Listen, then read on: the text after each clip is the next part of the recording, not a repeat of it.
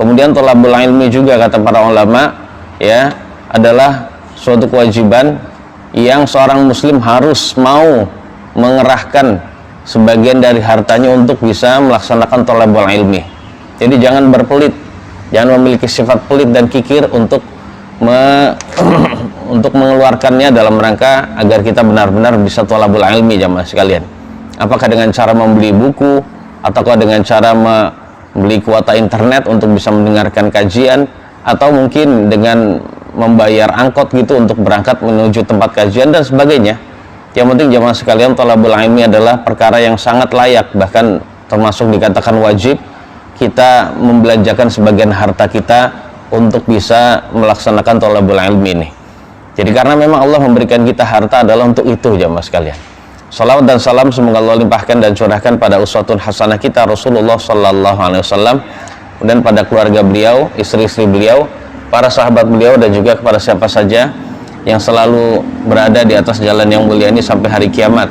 Kita mohon pada Allah Subhanahu wa taala mudah-mudahan kita termasuk di antara hamba Allah yang terus berada di ajaran yang lurus, di atas ajaran yang lurus dan suci serta benar ini sampai ajal menjemput kita masing-masing.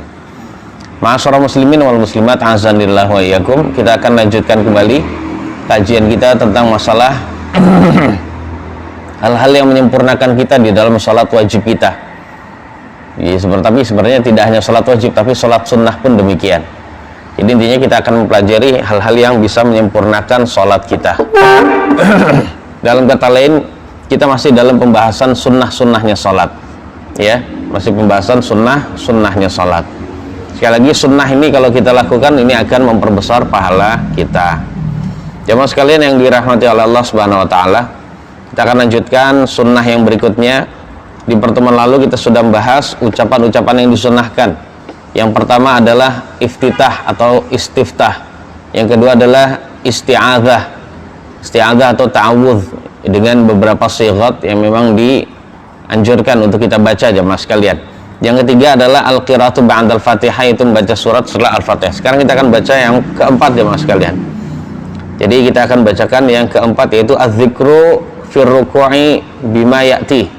Disunahkan ketika kita sholat juga membaca zikir, ya, membaca zikir dan tentu saja doa bisa ya, zikir dan doa saat ruku dengan zikir-zikir yang bisa kita pilih berikut ini jamaah sekalian.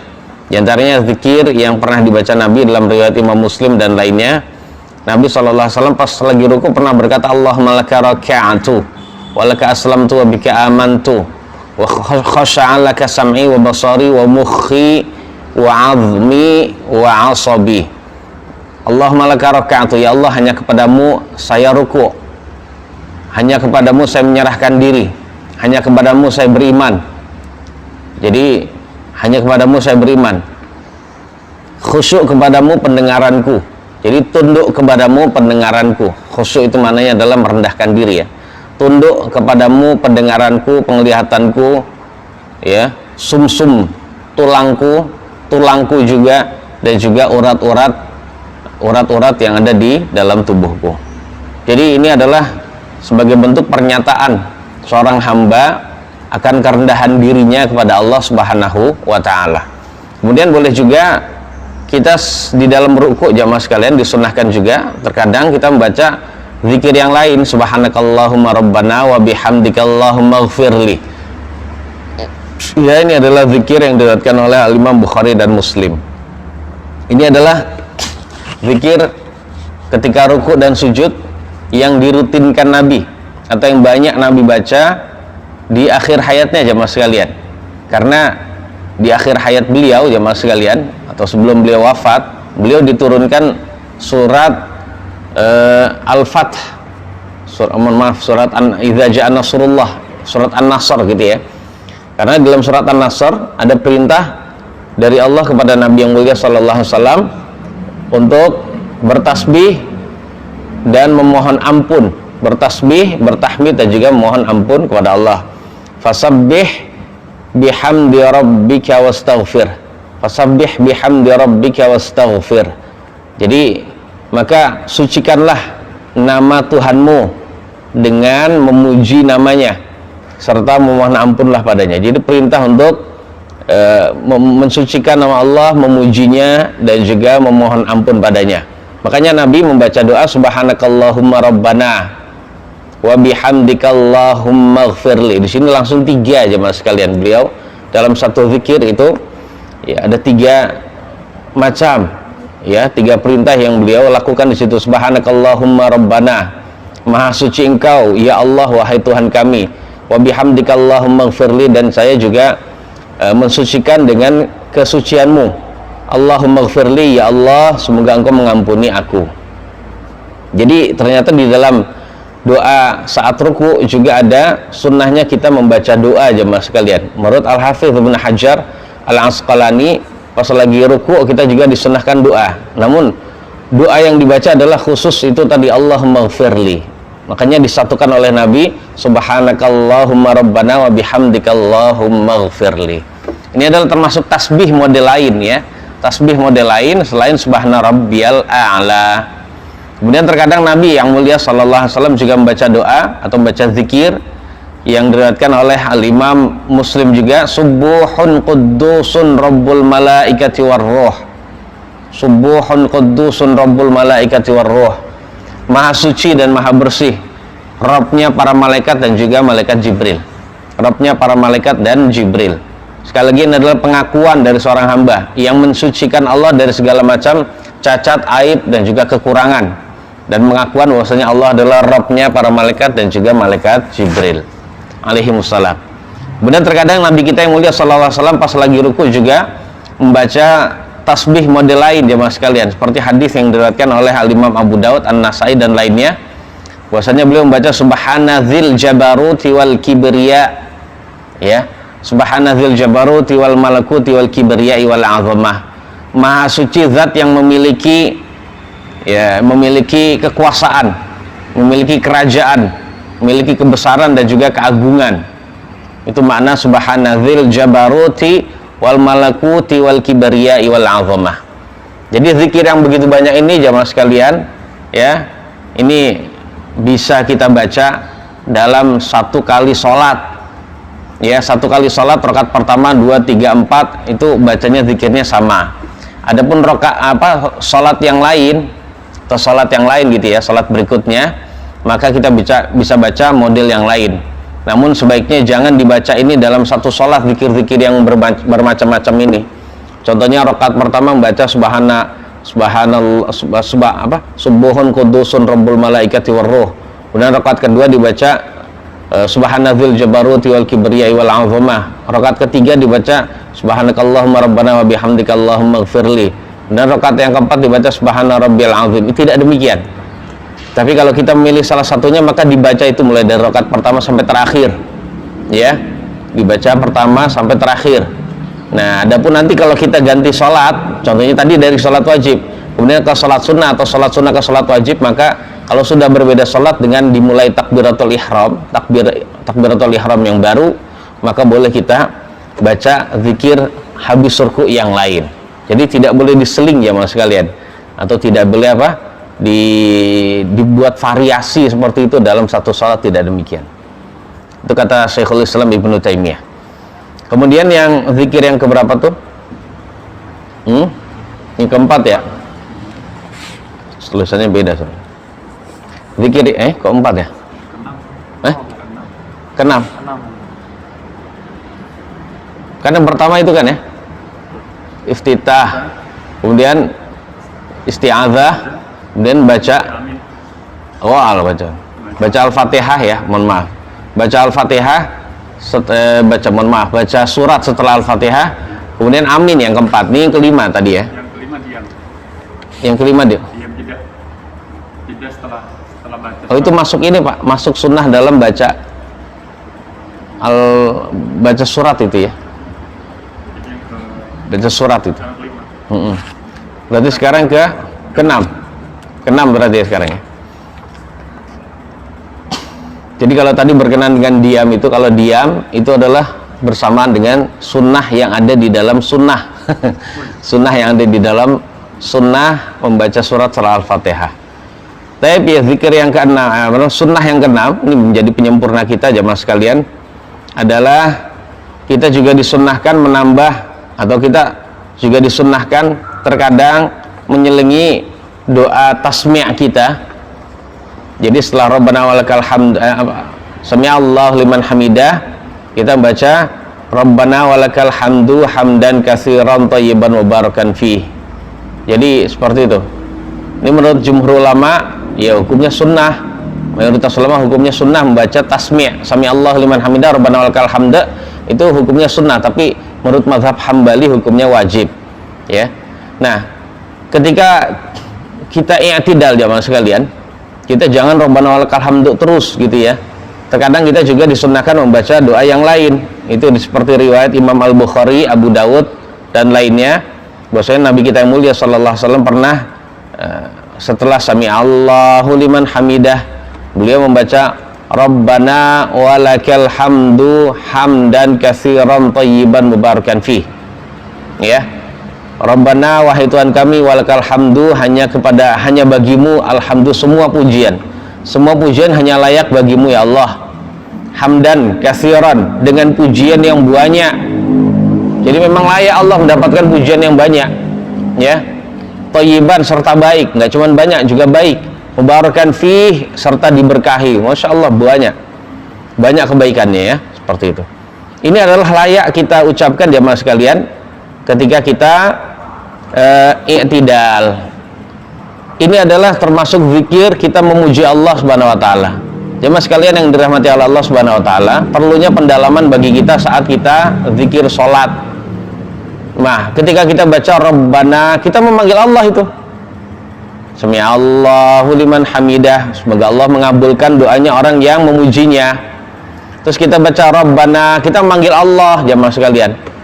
Rabbana walakal hamdu hamdan katsiran thayyiban mubarakan fih. Ya.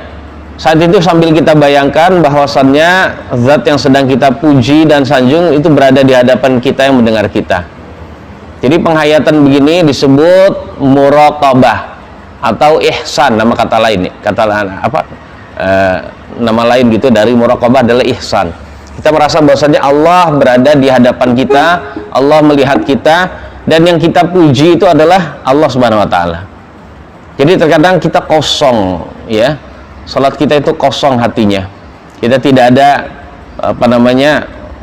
hatinya itu ya kosong dari merasa bahwasanya sebenarnya saya sedang puji ini adalah zat yang berada di hadapan kita.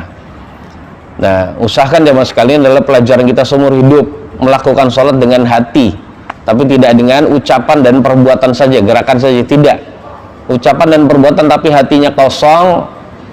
Mungkin dia tidak banyak gerakan jamaah sekalian, tapi ternyata bisa jadi dia masuk dalam kekhusyuan yang munafik, ya. Khusyuk tapi khusyuk munafik, khusyuk yang termasuk sifat orang munafik gitu ya. Pura-pura khusyuk gitu ya, tapi sebenarnya adalah bukan. Hatinya tidak khusyuk sama sekali. Hatinya kemana-mana. Dan ini adalah pelajaran kita aja mas sekalian. Makanya kalau kita lagi sholat, kita pikiran melayang-layang, kita harus kembali, harus ingat saya sedang sholat, saya sedang baca apa ini. Nah, yang kita baca kalau itu adalah doa pujian, kita bayangkan bahwasanya kita sedang memuji Allah yang berada di hadapan kita, yang mendengar kita, yang selama ini memang dia sudah baik sama kita ya mas sekalian. Nah, ini penting kita rasakan seperti itu. Jadi kenikmatan Allah yang begitu banyak kita hadirkan dalam sholat, kemudian kita layak untuk memuji dia. Memang selama ini sudah baik terhadap kita, dan kita berharap kenikmatan Allah, kebaikan Allah yang ada pada kita itu tidak dihilangkan. Makanya kita puji dia, karena Allah memang senang untuk dipuji jemaah sekalian. Ya, Allah sangat senang. Nah, pujiannya harus lahir dan batin, tidak hanya karena dunia jemaah sekalian, karena kita memang cinta gitu ya. Kalau kita dikasih orang jemaah sekalian, dikasih nikmat sama orang gitu ya, apapun itu, dikasih harta yang kita inginkan gitu ya, kita akan senang pada dia, kita nggak akan membenci dia. Kita kalau di dalam majelis-majelis kalau ditanya tentang orang yang pernah memberi kita akan memuji dia. Oh, dia orang baik, dia orang nggak ini kok, dia orang nggak pernah neko-neko misalnya. Itu kan pujian. Nah, bagaimana kalau selama ini sudah memberikan kebaikan pada kita adalah Allah Subhanahu wa taala, itu kita hadirkan jamaah sekalian. Ya, kita hadirkan itu. Selain itu juga sholat yang kita lakukan itu juga nikmat. Insya Allah nanti kita akan belajar fikih kekhusyuan khusus jamaah sekalian. Karena itu memerlukan waktu khusus agar kita benar-benar sholat dengan hati gitu ya, tidak dengan ucapan dan perbuatan serta gerakan saja. Baik. Yang berikutnya jamaah sekalian, dalam riwayat Imam Al-Bukhari jamaah sekalian, ada seorang laki-laki yang baca zikir ini. Ini adalah zikir yang dibaca oleh seorang sahabat Nabi. Rabbana walakal hamdu hamdan katsiran thayyiban mubarakan fi. Lalu Nabi memuji zikir tersebut, ya, dengan adanya banyak malaikat yang berlomba-lomba untuk membawa kalimat zikir tersebut untuk dilaporkan kepada Allah Subhanahu wa taala. Ya, ini adalah bukan zikir yang dibaca Nabi, tapi ini adalah masuk dalam sunnah takririyah, sunnah penetapan dari Nabi kita yang mulia sallallahu alaihi wasallam, bahwasanya itu adalah layak dijadikan sebagai zikir saat i'tidal, seperti itu ya. Dan juga kalimat-kalimat yang lain jamaah sekalian yang mungkin kita pernah baca, ya Rabbana walakal hamdu mil'as samawati wa mil'al ardi wa mil'a ma syi'ta min syai'in ba'da, itu juga bisa disunnahkan, itu juga kita baca ya. Nah, kita sebagai hamba Allah Subhanahu wa taala yang memang masih diberikan kecerdasan, kita hafal zikir yang macam-macam itu dalamnya, dan kita gunakan doa-doa itu, zikir yang macam-macam dalam sholat yang berbeda-beda. Tujuannya adalah dalam rangka menghidupkan sunnah Nabi. Kita cinta Nabi jamaah sekalian. Ya, mari sama-sama kita wujudkan dengan melaksanakan sunnah itu. Jadi jangan hanya klaim saja kita ahlus sunnah, namun untuk menghafal zikir-zikir yang seperti itu kita tidak mau. Ini kalau memang mampu jamaah sekalian. Ya. Terkadang kita pas lagi sholat ini bacanya zikirnya ini, kita hidupkan sunnah Nabi. Karena Nabi pernah baca A, B, C, D, E, ya kita baca A pas lagi sholat ini, B lagi sholat ini, seperti itu. Mudah insya Allah kalau kita ada keinginan. Jadi seperti itu. Kita menginginkan jamaah sekalian, kita mendapatkan syafaat dari Nabi kita yang mulia sallallahu alaihi wasallam. Baik, yang ke-7 ya. Sunnah yang ke-7 dalam sholat adalah dzikru fis sujudi bima ya'ti. Yaitu pas lagi sujud jamaah sekalian, kita disunnahkan baca zikir berikut ini. Jadi ada zikir juga ketika sujud, ya. Kita disunnahkan untuk membaca diantaranya Allahumma laka sajadtu wa bika amantu wa laka aslamtu. Sajada wajhi lilladzi, atau wajhiyah boleh. Sajada wajhi lilladzi khalaqahu wa sawwarahu wa syaqqa samahu wa basarahu wa tabarakallahu ahsanul khaliqin. Jadi ini mirip dengan zikir habis, zikir ketika ruku ya ada. Allahumma laka sajadtu. Hadis ini sahih diriwayatkan oleh Al-Imam Muslim jamaah sekalian. Ya Allah, hanya kepadamu saya sujud. Wa bika amantu, dan hanya kepadamu saya beriman. Wa laka aslamtu, dan hanya kepadamu saya menyerahkan diri saya untuk tunduk pada aturan-aturanmu ya Allah. Sajada wajhi, wajahku sujud. Jadi pengakuan lagi. Memang terkadang pengakuan itu tidak hanya cukup bagi kita, perbuatan kita sujud ya Pak sekalian, merendahkan diri, bahkan anggota tubuh kita yang paling mulia, wajah, tidak hanya itu. Terkadang itu perlu dengan pengakuan juga. Nah, makanya dalam doanya ini sajada wajhi, wajahku sujud kepada zat yang telah menciptakannya. Jadi kita syukur kita diciptakan wajah yang baik, sempurna jamaah sekalian. Maka saat itu kita akui bahwasanya wajahku sujud kepada zat yang telah menciptakannya, memberi rupa padanya, apalagi rupa kita ganteng jamaah sekalian. Ya, harus ingat itu. Kegantengan itu bukan untuk dipamerkan, untuk tebar pesona, tidak, tapi untuk sujud kepada Allah Subhanahu wa taala. Dan ada hadis yang mulia bahwasannya ternyata doa habis sholat wajib ini adalah doa yang mustajab. Nabi kita yang mulia sallallahu alaihi wasallam pernah ditanya dalam hadis yang sahih riwayat Imam At-Tirmidzi. Ya. Nabi sallallahu alaihi wasallam pernah ditanya, ayyud du'ai asma ya Rasulullah. Ya Rasulullah, ayyud du'ai asma. Manakah doa yang paling didengar dan dikabulkan? Nabi kita yang mulia sallallahu alaihi wasallam bersabda, zauful laili. Doa yang dikabulkan adalah doa di tengah malam, maksudnya tengah malam yang kedua. Ya. Sampai sebelum subuh jamaah sekalian. Kemudian yang kedua adalah waduburas shalawatil maktubat. Dan setelah sholat wajib. Setelah sholat wajib, ini adalah doa yang dikabulkan. Nah, karena doa ini yang dikabulkan jamaah sekalian, maka jangan diingkari kalau ada orang yang berdoa. Namun pendapat yang saya pilih jamaah sekalian, doa habis sholat wajib itu tidak ngangkat tangan. Karena tidak semua doa itu ngangkat tangan. Khususnya doa dalam momen-momen, kondisi-kondisi tertentu yang sudah diajarkan Nabi. Ya. Karena ini pendapat yang saya pilih jamaah sekalian. Namun saya menghormati ada pendapat ulama lain yang mengatakan bahwasannya habis sholat Ya, disunahkan kita berdoa, sama seperti kita pendapatnya. Namun juga sama seperti halnya doa yang lain, ya ngangkat tangan ini juga ngangkat tangan, ini juga saya hormati. Sehingga kalau ulama dahulu berbeda pendapat, orang sekarang juga berbeda pendapat ya mas sekalian, berbeda. Ada yang doanya ngangkat tangan habis sholat, ada yang tidak ngangkat tangan. Nah, sikap kita gimana? Antum milih salah satu, tidak usah mengingkari yang lain, selesai. Nah, gitu ya. Jadi tidak usah menganggap apalagi bid'ah, tidak jemaah sekalian. Karena ini adalah perkara khilafiyah. Perkara yang perbedaannya ini adalah mu'tabar. Ya, kalau antum lihat itu diperinci oleh al-imam yang atau seorang ulama yang menyusun kitab Tuhfatul Ahwazi syarah Jami' Tirmidzi ya.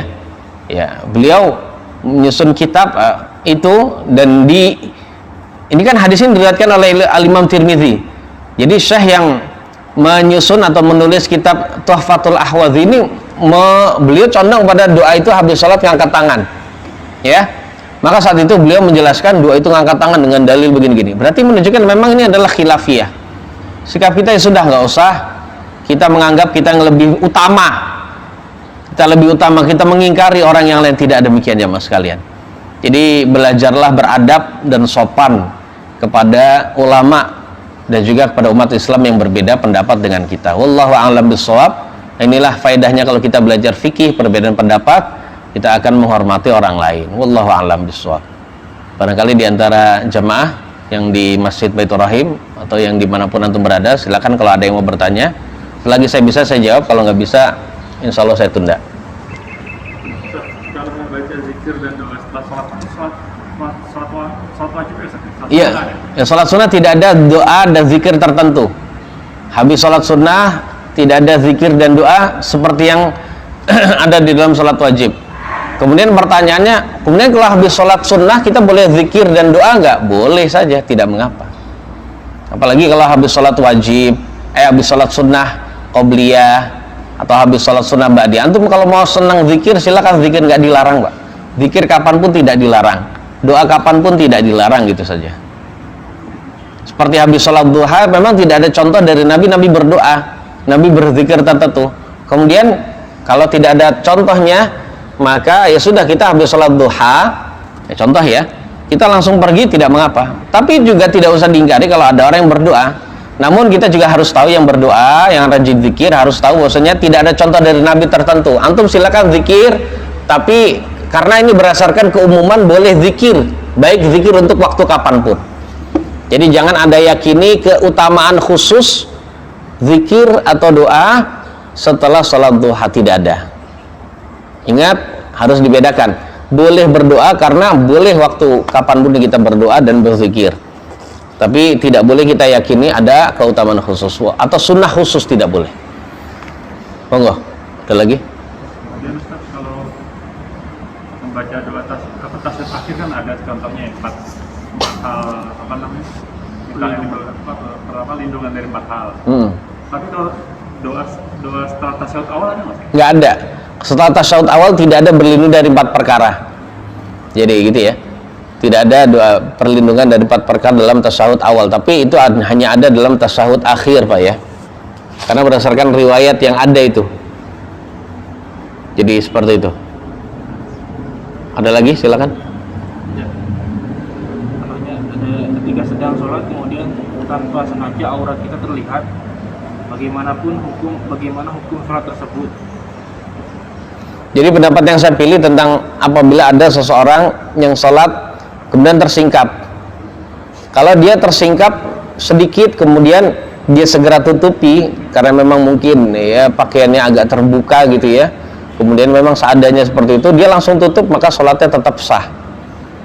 Ya kalau dia ternyata ya sholat auratnya nampak, namun ternyata dia tidak tutupi dengan sesuatu atau dia tidak tutupi kembali, maka sholatnya batal walaupun aurat yang nampak itu sedikit. Sekali lagi demikian. Wallahu a'lam bishawab. Karena sedikit itu tidak sengaja, sedikit habis itu ditutup itu tidak sengaja, itu dimaafkan. Tapi kalau terus-terusan didiamkan saja, maka saat itu batal. Termasuk di dalamnya adalah seandainya seseorang, mohon maaf ya, di lututnya itu ada bolong, ya gitu ya. Ini sebagian orang tuh gitu. Jadi sebagian celananya itu ada bolong, celana panjang, di lututnya bolong, pas lagi sujud itu terlihat pahanya kecil, mungkin sebesar kuku ya mas kalian, terlihat pahanya, dan itu terus-terusan lama, apalagi pas lagi pas duduk tasyahud awal atau akhir itu kan lama, maka saat itu kita katakan sholatnya batal karena dia tidak mau menutupinya, ketika pas berdiri mungkin bolongan itu memperlihatkan bawah lutut, maka itu sah. Tapi ketika dia pas lagi sujud, pas lagi duduk gitu ya, itu tertarik sehingga terlihat pahanya, dan itu bisa lama, maka saat itu sholatnya batal karena tidak terpenuhi syarat sholat satrul aurah. Satrul aurah itu menutup aurat. Yang saat itu dia mampu, padahal dia tidak ada terhalang apa-apa, dia saat itu tidak menutupnya, maka sholatnya batal. Wallahu a'lam. Yang kedua, yang jika wudhu tapi tidak sampai bersih, misal masih ada kotoran kuku di tangan atau kaki yang ketika wudhu tidak terlihat, bagaimana hukum sholatnya? Mohon penjelasannya. Baik. Wallahu a'lam bishawab. Jadi ketika kita wudhu, jemaah sekalian, itu masih ada kotoran kaki yang tersisa gitu, jadi di bawah kuku gitu ya, atau di kuku kaki gitu ya, di antara kuku, maka jawabannya wallahu a'lam bishawab ya, sholat dia insya Allah tetap sah jemaah sekalian, sholat dia insya Allah tetap sah, karena ini adalah sesuatu yang sedikit, terkadang sedikit itu dimaafkan gitu ya, sedikit itu dimaafkan. Sebab yang wajib itu adalah dia harus menyampaikan air itu ke kuku, menyampaikan air, menyampaikan air, membasahi air pada kukunya dan juga pada kuku yang bagian luar. Tapi kalau kuku itu sudah dibalik gitu ya, ada kotoran di situ, maka wallahu alam bishawab itu sedikit insya Allah ya tidak mengapa, itu tetap sah itu. Tapi perlu diingat, walaupun demikian harus ingat ya mas sekalian, kok ada kotoran kuku bisa jadi kita tidak membersihkannya, berarti saat itu kita belum sempurna di dalam melaksanakan sunnahnya fitrah yang sudah kita pernah bahas ya, tentang masalah sunnahnya fitrah. Jadi sering-seringlah memotong kuku, jangan sampai lebih dari 40 hari gitu ya. Ya Allah, 40 hari kayak apa? Maksudnya seringlah memotong kuku ya, tujuannya adalah agar tidak kotor. Tapi kalau misalnya kalau masih ada kotoran, tidak mengapa jemaah sekalian. Kalau kotoran tidak mengapa. Yang penting kukunya luar ini terkena air, kemudian yang di bawah ini loh, di bawah kuku yang hampir habis ini itu bisa terkena air. Misalnya kukunya agak panjang, nah kukunya yang di dalam itu bisa terkena air, maka saat itu sudah sah. Adapun di dalamnya masih ada kotoran, itu insya Allah tidak mengapa. Tapi itu hanya jijik saja dan juga menyelisihi perkara yang lebih utama, itu makruh ya, karena dia masih seperti itu keadaannya. Wallahu a'lam. Ada lagi, silakan. Itu lagi ya. Iya. Jadi ketika salam kan mengucapkan assalamualaikum warahmatullah. Kalau membaca salam sampai akhir, misalnya assalamualaikum warahmatullahi wabarakatuh, hukumnya bagaimana? Jadi membaca salam sampai wabarakatuh, jawabannya boleh. Jawabannya boleh ya jemaah sekalian. Dan memang ada riwayat dalam Sunan Abu Dawud, beliau ketika di kanan mengucapkan assalamualaikum warahmatullahi wabarakatuh, kemudian di kiri beliau membaca assalamualaikum warahmatullahi. Kalau di dalam naskah hadis Imam Abu Dawud yang lain, di salam yang kiri juga wabarakatuh jemaah sekalian. Dalam keadaan begitu kita tidak ingkari. Yang kita ingkari itu dirutinkan, yang dirutinkan gitu ya. Jadi nggak usah dirutinkan seperti itu, karena Nabi terkadang membaca assalamualaikum warahmatullahi, nah gitu saja. Minimal itu baca apa pak? Minimal baca assalamualaikum, minimal tuh assalamualaikum, assalamualaikum, itu juga boleh. Wallahu a'lam bishawab. Ada lagi? Iya silakan. Mengenai sujud ada dua pertanyaan dalam sujud. Pada saat sujud itu apakah dahi kita itu langsung terkena lantai atau memang kadang-kadang kan kayak sini menghalangi ya? Gitu ya, nah yang afdol itu apakah mengenal langsung atau itu? Iya. Jadi saya jawab dulu. Pas lagi sujud jamaah sekalian, yang paling utama adalah dahi kita langsung mengenai lantai, atau kalau kita pakai alas ya alas. Jadi dahi ini langsung kena gitu ya. Jadi tidak terhalang dengan peci atau orang pakai serban gitu ya. Tidak demikian. Walaupun menurut mayoritas dan menurut mazhab Asy-Syafi'i, kalau misalnya dahi kita full ini terhalang, jadi contohnya pakai apa namanya? Pakai pecinya begini jamaah sekalian, menurut mazhab Asy-Syafi'i tidak sah salatnya. Tidak sah salatnya. Kemudian kalau menurut mazhab yang lain sah salatnya. Ya, seperti itu. Tapi yang lebih utama adalah semua ulama sepakat ini adalah langsung nempel. Jadi tidak ada yang menghalangi. Kemudian pertanyaan lagi bahwasannya boleh nggak sujud nggak langsung di lantai tapi lewat alas? Boleh-boleh saja, nggak apa-apa. Ada lagi Pak? Karena Nabi SAW pernah sholat di atas alas hasir, yaitu tikar itu. Jadi boleh. Ada lagi? Kemudian doa dalam sujud itu kadang-kala kita sujud pertama itu panjang doanya, pas sujud kedua atau ketiga memang lebih pendek Ustaz. Apakah itu ini seberangan dengan hadis Rasulullah yang bilang antara sujud dengan sujud lain itu sama gitu? Jadi memang Nabi SAW itu pasti ketika sholat gerakan-gerakannya itu sama lamanya, hampir sama, bukan sama, hampir sama, ya. Maka dalam keadaan begitu ya kita usahakan jangan ada yang kontras lebih lama, jangan ada yang kontras lebih lama gerakan-gerakannya.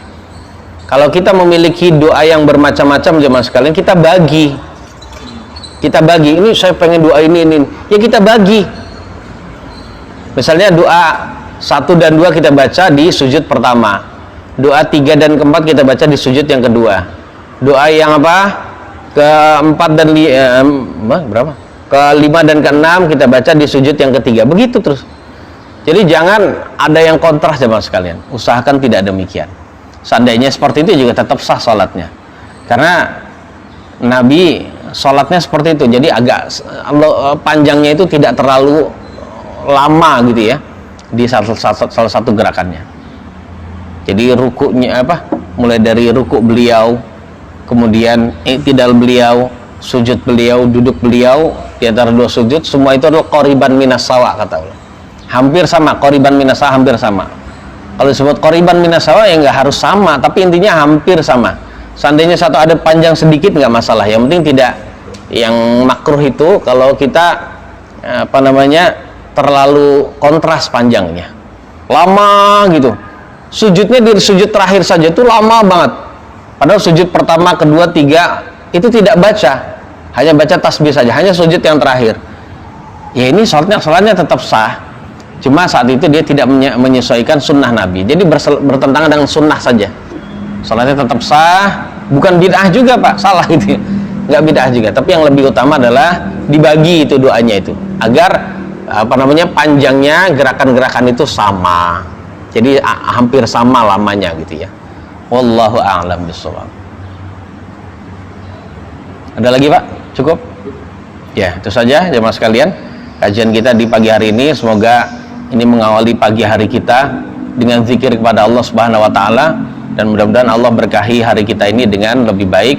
Ada kekurangannya, kata-kata yang tidak berkenan, mohon maaf yang sebesar-besarnya. Kalau ada kekeliruan, sekali lagi kesalahan ini murni dari saya dan juga dari syaitan.